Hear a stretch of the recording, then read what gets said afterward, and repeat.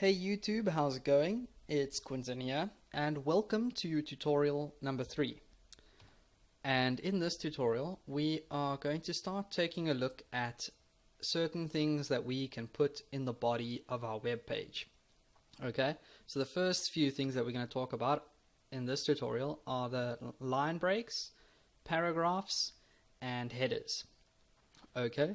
So if you guys watched the last tutorial, you probably saw this and you thought, okay, well, we can just go ahead and put any text in the body. Like, I'll just go ahead and I'll write some paragraphs out here. So this could be paragraph 1,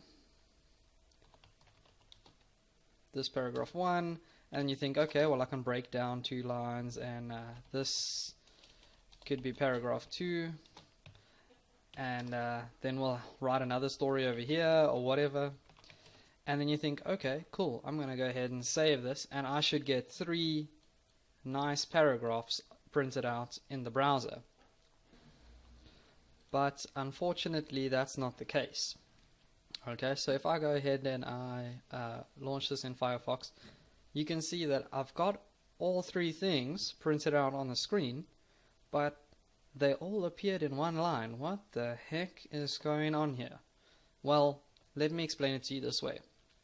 HTML is actually white space insensitive, so it doesn't really matter how much space we leave in between here. I mean, I could put in a whole, what is that, like probably 20 enters or something, and when I go back and I click refresh, nothing's changed. Okay, so that's why we use these things called tags. Okay, they basically tell HTML how to mark up the text inside of them. Okay, so to break down one line, what we do is we use this break tag. So that is BR with a /, just like that. And if I want to break down another line, then I go ahead and I put one there as well. Okay, so now when I save this and I go back to Firefox and click refresh, you can see we've got this on line 1, this on line 2, and line 3. Okay, so they're all on their own separate lines. But that's actually just how to break down a line. So this is the equivalent of hitting enter on your keyboard. But if you guys actually want to have paragraphs, and paragraphs have spaces in between these 2 lines, then we have to go ahead and we use a different tag called the paragraph tag. So to do that, you're just going to go ahead and put in the smaller than and greater than sign with a P, and same thing on this side as well. Okay, so that is the start of one of our paragraphs, and then this is the end of that paragraph. Okay, so we'll go ahead and we'll do that a couple times. Ending P, and we'll start this P over there and end my P over there.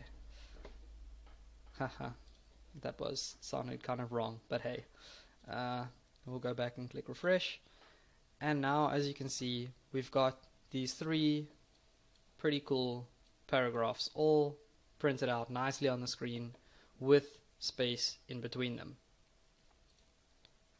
Okay, so that's quite cool.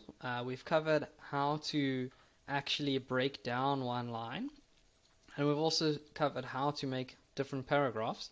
So let's take a look at how to actually make headers on the web page. Okay, now we actually get 6 different kinds of headers by default. Okay, and they are actually named H1, just like that, right down until H6. So we've got H1, H2, H3, whoops, out of habit I put a closing tag, H4, H5, and H6. Not H56, just H6. Okay, and obviously we have to go ahead and end these as well. So I think what I'm going to do is just copy that, paste, paste, paste, paste, paste. Okay, so 1, 2, 3, 4, 5. Okay, and we can go ahead and just type some stupid stuff in here to see what all these headers come out looking like. So this would be the biggest header.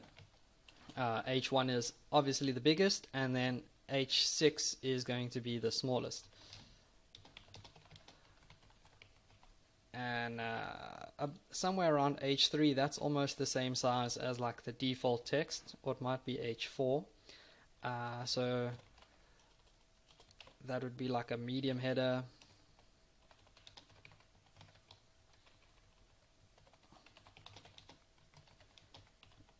As the text, well, test text, whatever.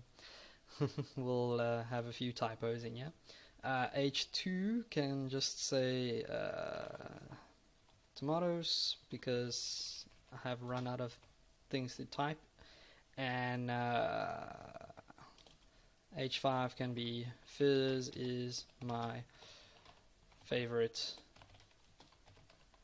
champion. 10 points for whoever guesses who fizz is. Let's go ahead and save this. And now when we go back to Firefox again and click refresh, you can see we've got all 6 headers printed out on our web page, starting from H1 being the biggest and H6 being really, really small that you can't even see it. Okay, so those are the different headers that we have available to us in HTML. But we can change these up a little bit, which we will learn about later on in the series. But for now, that's how to make a header in HTML. So thank you very much, guys. Don't forget to subscribe. Please feel free to leave a comment, like, or share the video. It's really going to help my channel grow, and I'll see you guys in the next video.